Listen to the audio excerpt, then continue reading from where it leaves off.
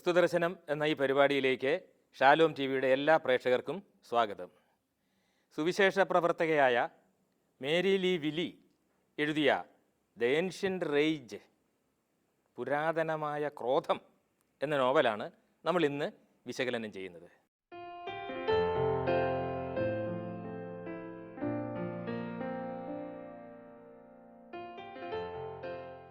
സ്നാപക യോഹന്നാൻ്റെ അമ്മയായ എലിസബത്തിൻ്റെ മാനസിക സംഘർഷങ്ങളാണ് ഈ നോവലിൻ്റെ പ്രധാന പ്രതിപാദ്യം.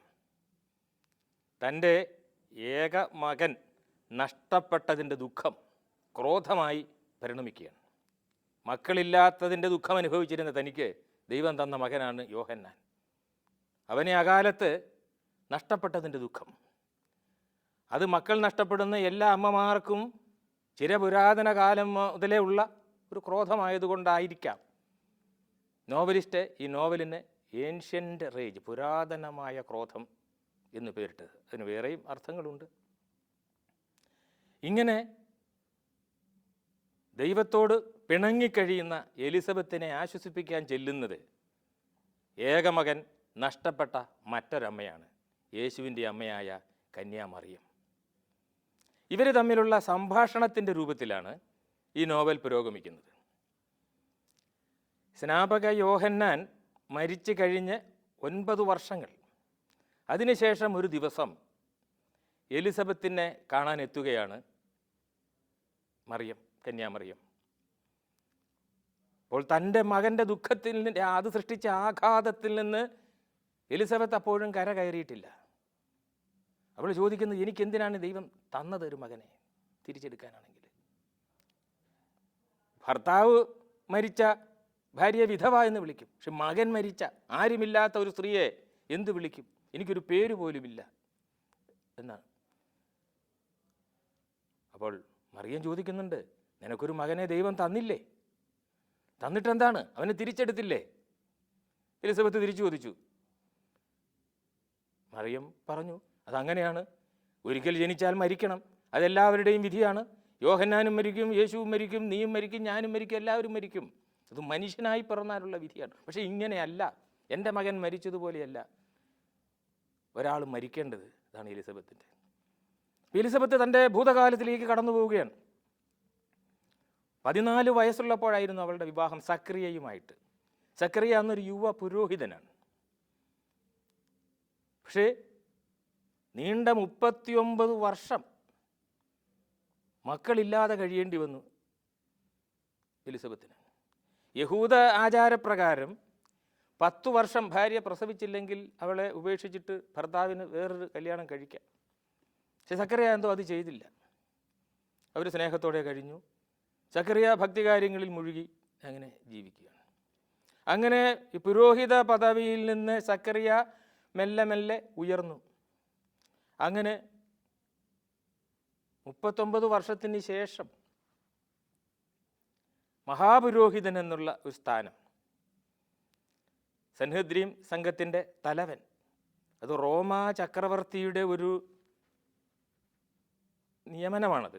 വലിയൊരു പദവിയാണ്. യഹൂദരുടെ മഹാപുരോഹിതൻ, നമ്മുടെ അന്നാസിനെയും കയ്യാഫാസിനെയും പോലെയൊക്കെ വിപുലമായ അധികാരങ്ങളുള്ള ഒരു, മാത്രമല്ല റോമൻ ഭരണാധികാരികൾക്ക് പോലും ഇവരെ ഭയമാണ്.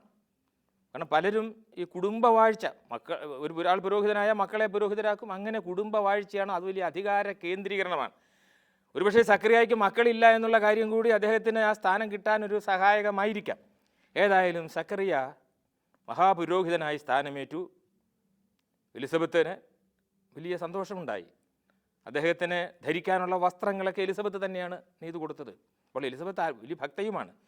എലിസബത്ത് ആലോചിക്കുന്നുണ്ട്, ഈ സ്ഥാനലബ്ധിയിൽ താൻ അഹങ്കരിക്കുന്നുണ്ടോ, അത് ദൈവത്തിന് ഇഷ്ടമാകുമോ എന്നൊക്കെ ചിന്തിക്കുന്ന, വ്യാകുലപ്പെടുന്ന ഒരു എലിസബത്തിനെ നമുക്ക് കാണാം. അപ്പം പുരോഹിതൻ എന്നുള്ള നിലയിൽ ആ പെസഹ, ആദ്യത്തെ പെസഹയാണ്, അതിൻ്റെ ചുമതല, അത് നടത്തിപ്പിൻ്റെ ചുമതല സക്കറിയായ്ക്കാണ്. അദ്ദേഹത്തെ സഹായിക്കാൻ മറ്റാളുകളുണ്ട്. അപ്പോൾ ആദ്യമായിട്ട് ചാർജ് എടുക്കുന്ന ആ പെസഹ എന്ന് പറയുമ്പോൾ അതിനൊരു പ്രാധാന്യമുണ്ട്. അത് കാണാനായിട്ട് ആളുകൾ പള്ളിയിൽ, ദേവാലയത്തിലേക്ക് കൂടിയിട്ടുണ്ട്. അപ്പോൾ അതിൻ്റെ ചടങ്ങുകളൊക്കെ അതായത് പെസഹ ആചരണത്തിൻ്റെ ചടങ്ങുകൾ, യഹൂദന്മാരുടെ പെസഹ ആചരണത്തിൻ്റെ ചടങ്ങുകൾ സസൂക്ഷ്മം ഈ നോവലിൽ വിവരിക്കുന്നുണ്ട്. ആ യാഗവേദിയിലേക്ക്, ബലിവേദിയിലേക്ക് കൊണ്ടുവരുന്ന വിറക് പോലും വളരെ സൂക്ഷ്മമായി പരിശോധിച്ചിട്ടാണ് കൊണ്ടുവരുന്നത്.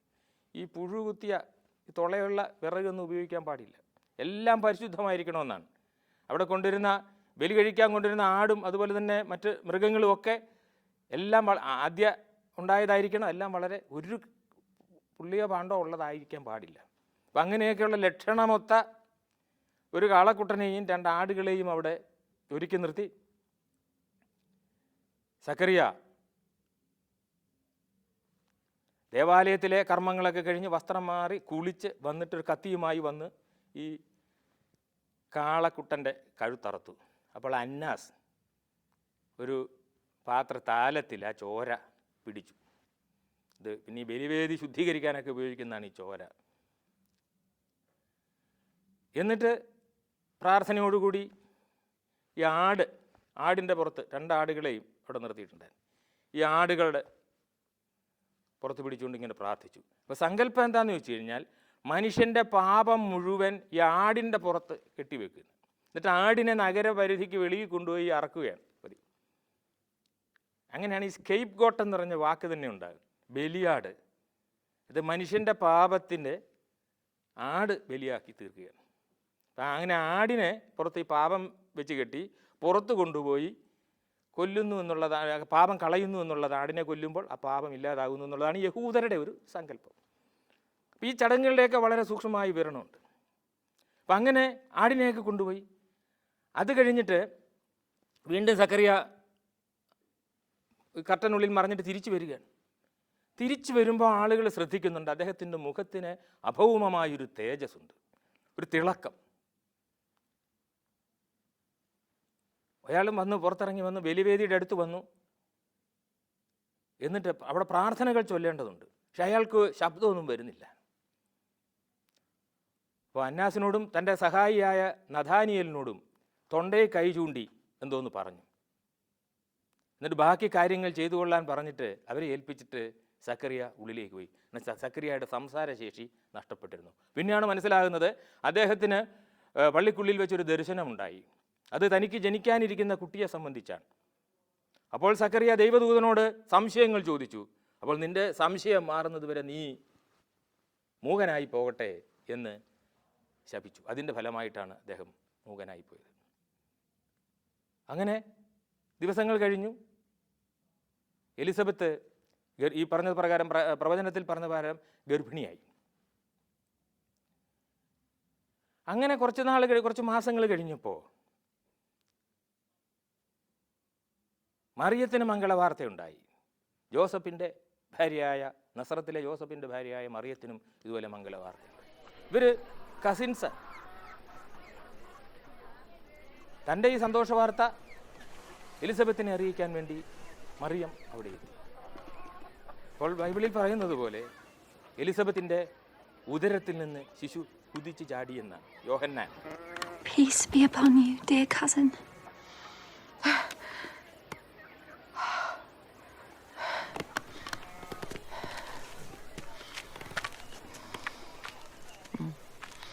May you be strong and blessed. അങ്ങനെ യോഹന്നാനെ പ്രസവിച്ചു, അവനെ വളർത്തി.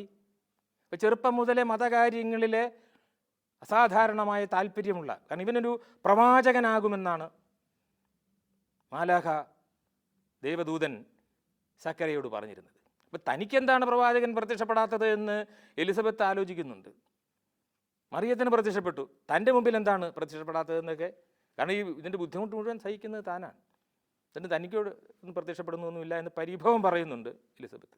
അതെന്തായാലും തൻ്റെ മകനെ നല്ല നിലയിൽ വളർത്തി. അപ്പോൾ ഇവൻ ദേവാലയത്തിലെ കാര്യങ്ങളെല്ലാം അവന് പഠിപ്പിച്ചു കൊടുത്തു. പക്ഷെ ക്രമേണ യോഹന്നാന് ഈ ദേവാലയത്തിൽ പോകുന്നത് വലിയ താല്പര്യമില്ല. അവൻ ഈ മരുഭൂമിയിലൂടെ ഇങ്ങനെ അലഞ്ഞ് നടക്കുകയാണ് ഇഷ്ടം. ആടുകളെയൊക്കെ കൊണ്ടുപോകും. അധികമാവും പോകുന്നത് ഈ ചാവുകടൽ, ഉപ്പുകടൽ എന്നാണ് പുസ്തകത്തിൽ, ചാവുകടലിൻ്റെ അടുത്ത് അതിനടുത്ത് ഉള്ള ഗുഹകളിൽ ഒരു സന്യാസി സമൂഹം, ഈ യഹൂദന്മാരുടെ ഇടയിലുള്ള ഒരു സന്യാസി സമൂഹം ജീവി, എസ്സീനികളെന്ന് പറയും. യഹൂദന്മാരുടെ ഇടയിൽ ഇങ്ങനെയുള്ള പല വകുപ്പുകളുണ്ട്. അപ്പോൾ എല്ലാ തരത്തിലുള്ള ഭൗതിക ജീവിതത്തിൽ നിന്നും വിട്ടും, യഹൂദന്മാർ പൊതുവേ രാഷ്ട്രീയത്തിൽ വലിയ താല്പര്യമുള്ള ഒരു വിഭാഗം, റോമക്കാർക്കെതിരെയുള്ള ഈ അടിമത്തത്തിൽ കഴിയുന്നത് കൊണ്ട് റോമക്കാർക്കെതിരെ ഈ രാഷ്ട്രീയ സമരങ്ങളിൽ ഏർപ്പെട്ട് കഴിയുന്ന ഒരു ജനവിഭാഗമാണ്. പക്ഷേ ഇവരുടെ രാജാക്കന്മാരുടെ തുടർച്ചയായിട്ടുള്ള പരാജയം കണ്ട് മനസ്സുമെടുത്ത ഒരു വിഭാഗം അതിൽ നിന്ന് മാറി എസ്സീനികൾ എന്ന പേരിൽ പ്രാർത്ഥനയും അതുപോലെ തന്നെ ഈ വിശുദ്ധ ഗ്രന്ഥങ്ങൾ പകർത്തി എഴുതലും കൃഷിയും മറ്റുമൊക്കെ ആയിട്ട് ഗുഹകളിൽ കഴിയുകയാണ്. കുമ്രാൻ ഗുഹ എന്ന് പറയും. ആ ഗുഹകൾ ഇപ്പോഴും ഉണ്ട്. അവിടെ ഈ തീർത്ഥയാത്രയൊക്കെ പോകുന്നവർക്ക് കാണാൻ സാധിക്കും. ആ ഗുഹകളിൽ നിന്നാണ് ഈ ബൈബിളിൻ്റെ ചുരുളുകൾ, ചാവുകടൽ ചുരുളുകൾ എന്ന് പറയുന്നത് ബഹുഭൂരിപക്ഷവും കിട്ടിയിരിക്കുന്ന അവിടെ നിന്നാണ്. പുതിയ നിയമത്തിൻ്റെയും പഴയ നിയമത്തിൻ്റെയും ഒക്കെ ചുരുളുകൾ കിട്ടിയിട്ടുള്ളത് അവിടെ നിന്നാണ്. അതൊക്കെ ഇവരൊക്കെ ഈ എസീനികളൊക്കെ എഴുതി വെച്ചതാണ് അക്കാലത്ത്, ഈ പഴയ നിയമത്തിൻ്റെയൊക്കെ ചുരുളുകൾ. അപ്പോൾ അവിടെ വലിയ സന്യാസ വിഭാഗങ്ങളുണ്ട്. അവർക്ക് സവിശേഷമായ ആചാര അനുഷ്ഠാനങ്ങളുണ്ട്. പുറമേ നിന്നുള്ള ആളുകളുമായിട്ട് അവർക്കൊരു ബന്ധവുമില്ല, ഒരാളെ തൊടുക പോലുമില്ല. അവിടുത്തെ ഈ മുതിർന്ന അംഗത്തെ പോലും മറ്റൊരാൾക്ക് തൊടാൻ പറ്റില്ല. അങ്ങനെയൊക്കെയുള്ള വളരെ വലിയ ചിട്ടകളുള്ള ഒരു സന്യസ്ത വിഭാഗമാണ് എസീനികൾ എന്ന് പറയുന്നത്. അപ്പോൾ ഇവരുമായിട്ടാണ് യോഹന്നാന് ചങ്ങാത്തം. സക്കറിയായ്ക്ക് അതൊന്നും അങ്ങോട്ട് ഇഷ്ടപ്പെടുന്നില്ല. കാരണം സക്കറിയയൊക്കെ അടങ്ങുന്ന സദൂച്യർ എന്ന് പറയുന്ന വിഭാഗത്തെ പരിഹസിക്കുന്നവരാണ് എസീനികൾ. പുരോഹിതന്മാരെ പരിഹസിക്കുന്നവരാണ്. യഹൂദ പുരോഹിതന്മാർ മുഴുവൻ കൊള്ളരുതാത്തവരാണ് എന്ന് വിചാരിക്കുന്ന ആളുകളാണ് ഇവർ. അതുകൊണ്ട് മകനെ ഉപദേശിച്ച് നീ ആ വഴി പോകരുത്, അവിടെ നിന്ന് മാറി നടക്കണം, അവരുമായി യാതൊരു സമ്പർക്കവും പാടില്ല. പക്ഷേ ആടിനെ മേയ്ക്കാനെന്നുള്ള ഭാവത്തിൽ യോഹന്നാൻ അവിടെ പോവുകയും ഇവരുമായിട്ട് നിരന്തരം സമ്പർക്കത്തിൽ ഏർപ്പെടുകയും ചെയ്തു. അവസാനം 12 വയസ്സായപ്പോൾ യോഹന്നാൻ പറഞ്ഞു, എനിക്ക് അവരുടെ കൂട്ടത്തിൽ ചേരണം. അപ്പോൾ ജെറുസലേം ദേവാലയത്തിൽ ഒരു പുരോഹിതനോ ഒരു പ്രവാചകനോ ഒക്കെ ആവേണ്ട യോഹന്നാൻ ഇങ്ങനെ ഈ ഒരു സന്യാസിയായിട്ട് മാറുന്ന ഒരവസ്ഥ സക്കറിയായ്ക്ക് ആലോചിക്കാൻ പറ്റില്ല, എലിസബത്തിന് ഒട്ടും ആലോചിക്കാൻ പറ്റില്ല. സക്കറിയായും മകനുമായി വലിയ തർക്കം, 1 മാസത്തോളം നീണ്ടുനിന്ന തർക്കത്തിനൊടുവിൽ മകൻ്റെ മാർഗമാണ് ശരി എന്ന് സക്കറിയ സമ്മതിച്ചു കൊടുത്തു.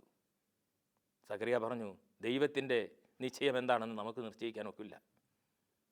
നമ്മളൊന്ന് ആഗ്രഹിക്കുന്നു, ദൈവം മറ്റൊന്ന്, അതാണ് വിധി. അതുകൊണ്ട് അവൻ്റെ ഇഷ്ടം പോലെ ആവട്ടെ. പക്ഷെ ആ ഒരു തീരുമാനവുമായിട്ട് പൊരുത്തപ്പെടാൻ എലിസബത്തിനായില്ല. തൻ്റെ മകൻ തന്നെ പിരിഞ്ഞു പോകുന്ന ഒരവസ്ഥ അവർക്ക് ചിന്തിക്കാനായിട്ട് സാധിക്കില്ല. എങ്കിലും മുൻ നിശ്ചയപ്രകാരം തന്നെ ജോൺ ഈ എസീനികളുടെ സംഘത്തിൽ ചേർന്നു. അതൊക്കെ വളരെ ഹൃദയസ്പർശിയായ വിധത്തിൽ ആ വേർപാടിൻ്റെ രംഗം ഈ നോവൽ വർണ്ണിക്കുന്നുണ്ട്. യോർദാൻ നദിക്ക് അക്കരെ എസീനികളുടെ ഒരു വിഭാഗം വന്ന് നിന്നു. യോഹന്നാൻ നടന്നു ചെന്നു. അവിടെ താൻ ധരിച്ചു, അതുവരെ എലിസബത്ത് തുന്നിക്കൊടുത്തിന് മനോഹരമായ കുപ്പായമുണ്ട്, അതെല്ലാം അഴിച്ചു കളഞ്ഞ് അവർ തന്ന ലോഹ പോലെയുള്ള ഒരു കുപ്പായവും ഇട്ട് അവരോടൊപ്പം നടന്നുപോയി. അങ്ങനെ കുറേ നാളുകൾ കഴിഞ്ഞിട്ട് 8-9 മാസം കഴിഞ്ഞിട്ട് എലിസബത്ത് ഒരിക്കൽ മകനെ കാണാനായിട്ട് അവിടെ ചെല്ലുന്നുണ്ട്. അപ്പോൾ അവിടെ യോഹന്നാനെ കണ്ടു. നിനക്ക് എങ്ങനെയുണ്ട് മകനെ? അപ്പോൾ എനിക്ക് ഇപ്പോൾ വീട്ടിലെത്തിയതുപോലെ തോന്നുന്നു. ഇത് കേട്ടപ്പോൾ അമ്മയുടെ ഹൃദയം പൊടിഞ്ഞുപോയി. കാരണം വീട്ടിൽ നിന്ന് ഇത്രയും കാലം മാറി നിന്നവൻ പറയുകയാണ് വീട്ടിൽ, അതായത് ഇതാണ് അവൻ്റെ വീട് എന്ന്. അങ്ങനെ ദുഃഖിതയായ എലിസബത്ത് മടങ്ങി. അങ്ങനെ കാലങ്ങൾ പിന്നെയും കടന്നു. അങ്ങനെ 18 വർഷം യോഹന്നാൻ ഈ ആശ്രമത്തിൽ കഴിഞ്ഞു. ഈ കുമ്രാൻ മലകളിലെ എസീനികളുടെ ആ താവളത്തിൽ, ആ സമൂഹത്തിൽ കഴിഞ്ഞു. അങ്ങനെതാ ഒരു ദിവസം കഥകിലൊരു മുട്ട് കേട്ട് തുറന്നു നോക്കിയപ്പോൾ യോഹന്നാൻ തിരിച്ചറിഞ്ഞില്ല. കാരണം അത്രത്തോളം മാറിപ്പോയിരിക്കുന്നു. വലിയ പടുകൂറ്റൻ ഒരു മനുഷ്യൻ, താടിയെല്ലാം നീട്ടി, വളരെ പ്രാകൃതമായ വേഷം, ഒട്ടകരോമം കൊണ്ടുള്ള ഒരു കുപ്പായമൊക്കെ ഇട്ടിട്ട്, ഒരു എറാപ്പ് പോലെ ഒരു സംഭവമൊക്കെ ഇട്ടിട്ടാണ് വരുന്നത്. താടിയെല്ലാം നീട്ടി, അങ്ങനെ ഒരു വികൃത വേഷം. യോഹന്നാൻ പറഞ്ഞു, ഞാൻ അവരുമായിട്ട് അവിടുന്ന് വിട വാങ്ങി. അപ്പോൾ എലിസബത്തിന് സന്തോഷമായി. ആ കുമ്രാനിലെ ആ സമൂഹത്തിൽ നിന്ന് പോകുന്നല്ലോ, നീ എങ്കിലും ഇവനിവിടെ കാണുമല്ലോ. നീ എന്നാണ് പോകുന്നത്? ഞാൻ 2 മാസമായി അവിടെ നിന്ന് പോന്നിട്ട്. അപ്പോൾ ഇതുവരെ നീ എന്തെടുക്കുമായിരുന്നു? ഞാൻ മരുഭൂമിയിലായിരുന്നു. നീ മരുഭൂമിയിൽ എന്ത് ചെയ്യുകയാണ്? അവിടെ നിനക്ക് വീടുണ്ടോ? ഉടനെ യോഹന്നാൻ പറഞ്ഞ് ഈ ഉടുപ്പ് കാണിച്ചു, ഇതാണ് എൻ്റെ വീട്.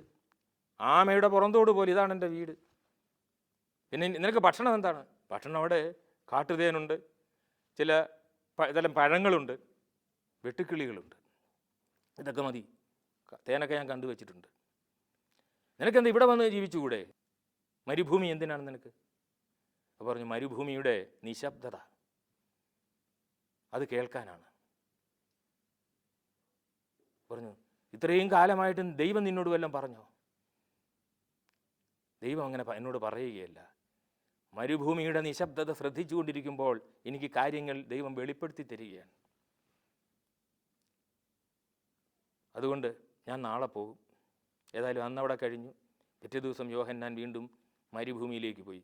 അപ്പോൾ അവൻ ഇനിയെങ്കിലും തങ്ങളുടെ കഴിയും എന്നുള്ള പ്രതീക്ഷയും പൊലിഞ്ഞു. പിന്നെ ഇങ്ങനെ കുറച്ച് നാളുകൾ കഴിഞ്ഞപ്പോൾ കേട്ടു യോഹന്നാൻ പ്രസംഗിക്കാൻ തുടങ്ങിയിരിക്കുന്നു. അപ്പോൾ അതിനൊരു സമയമുണ്ട്. യഹൂദന്മാരുടെ ഒരു കുറേ വർഷം വിളവെടുപ്പെല്ലാം കഴിയുമ്പോൾ 1 വർഷം അവർ തരിശിടും ഭൂമി. ഈ സമയമാണ് യോഹന്നാൻ പ്രസംഗത്തിന് തിരഞ്ഞെടുത്തത്. അപ്പോൾ ആ കൊല്ലം ഭൂമിയിൽ ആരും കൃഷി ചെയ്യാൻ പാടില്ല. മണ്ണിൻ്റെ ഈ ഫലപുഷ്ടിയൊക്കെ നിലനിർത്താനുള്ള അവിടുത്തെ അവരുടെ ഒരു സംവിധാനമായിരിക്കാം. അതിന് തരിശിടണമെന്നുണ്ട്. അപ്പോൾ അവർക്ക് ധാരാളം സമയമുണ്ട്. അങ്ങനെ തരിശിടുന്ന വർഷമാണ്. അപ്പോൾ അതിന് അക്കാലത്തേക്ക് വേണ്ട ധാന്യങ്ങളൊക്കെ നേരത്തെ ശേഖരിച്ച് വെച്ചിരിക്കും.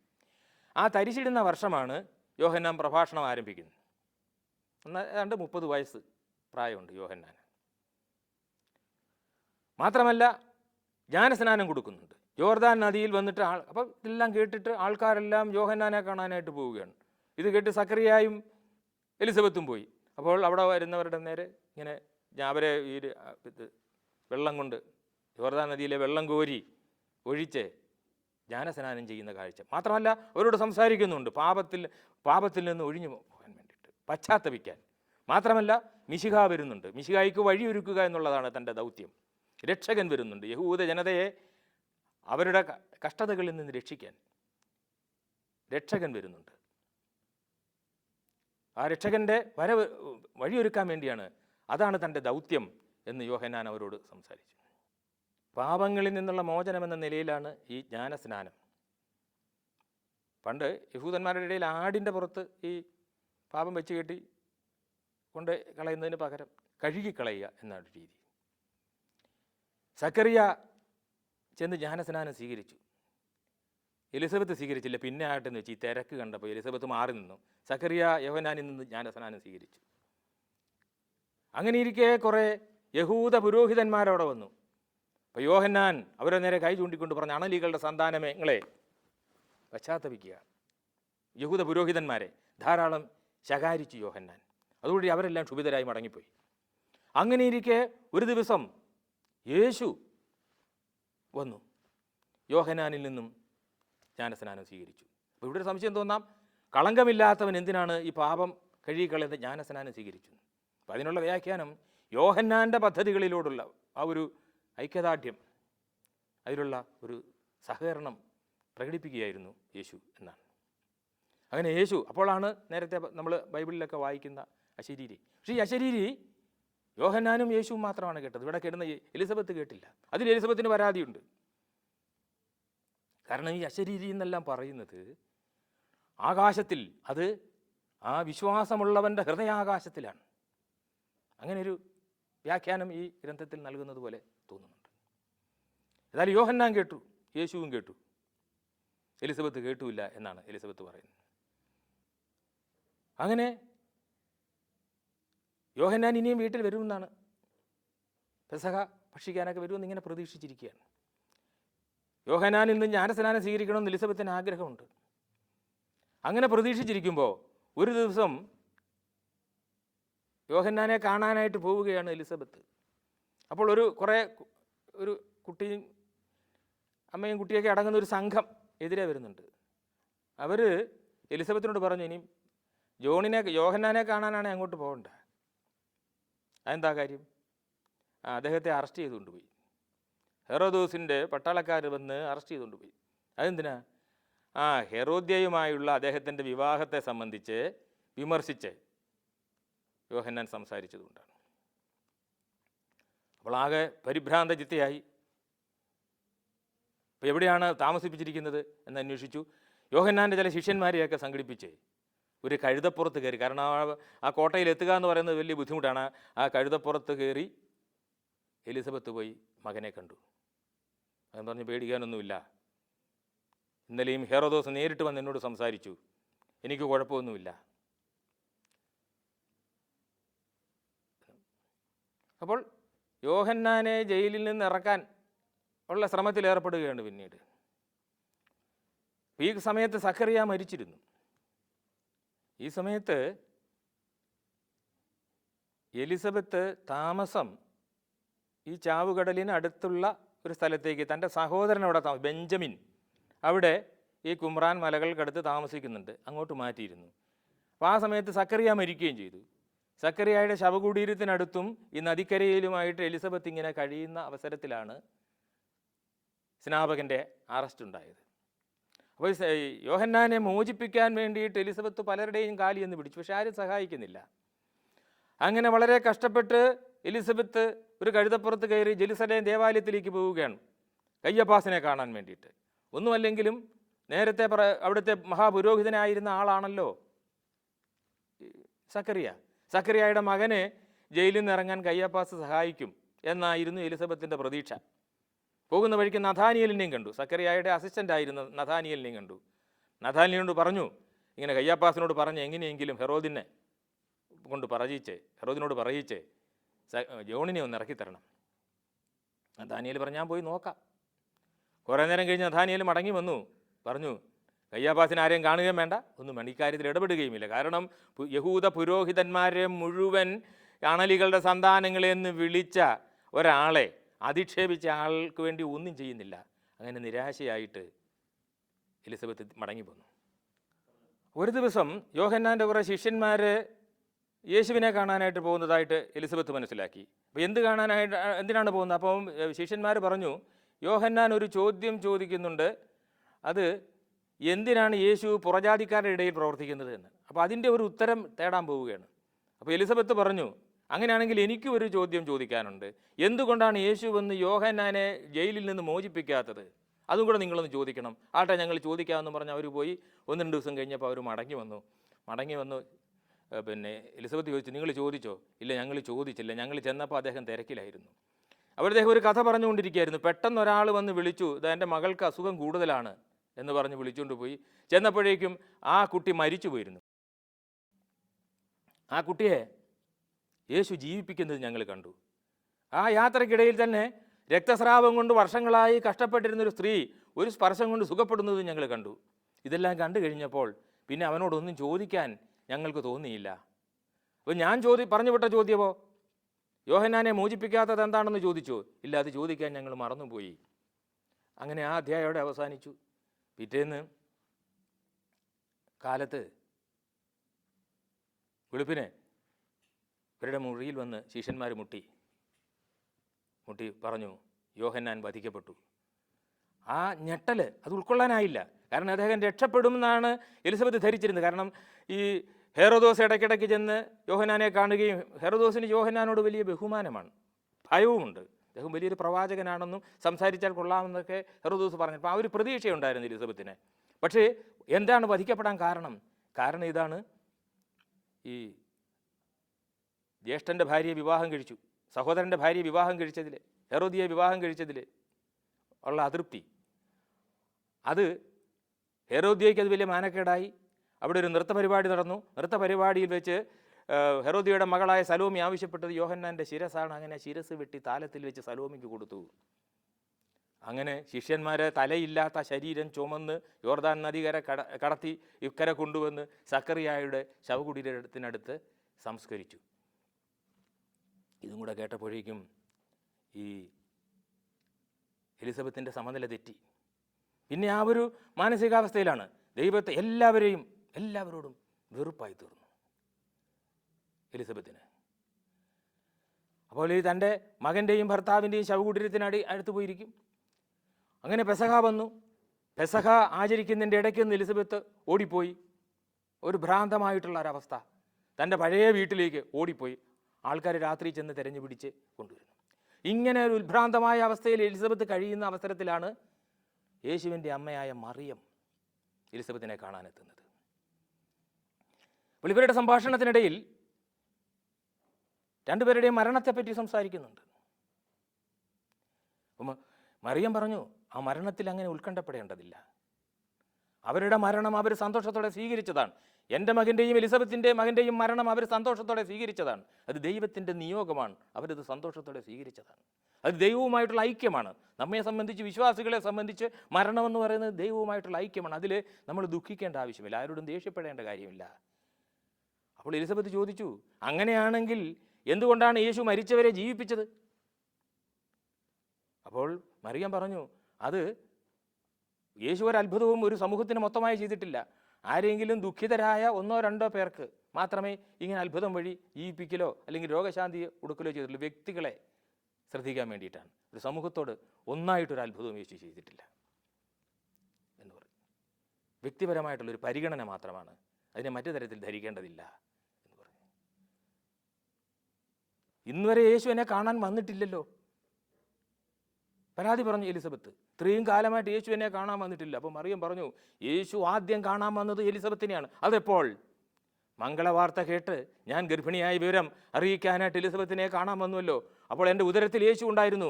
അങ്ങനെ ദൈവപുത്രൻ ആദ്യമായിട്ട് സന്ദർശിച്ചത് നിങ്ങളെയാണ്. ദൈവത്തിൻ്റെ ഈ തരത്തിലുള്ള പ്രവൃത്തികൾ നിങ്ങൾ തിരിച്ചറിയുന്നില്ല.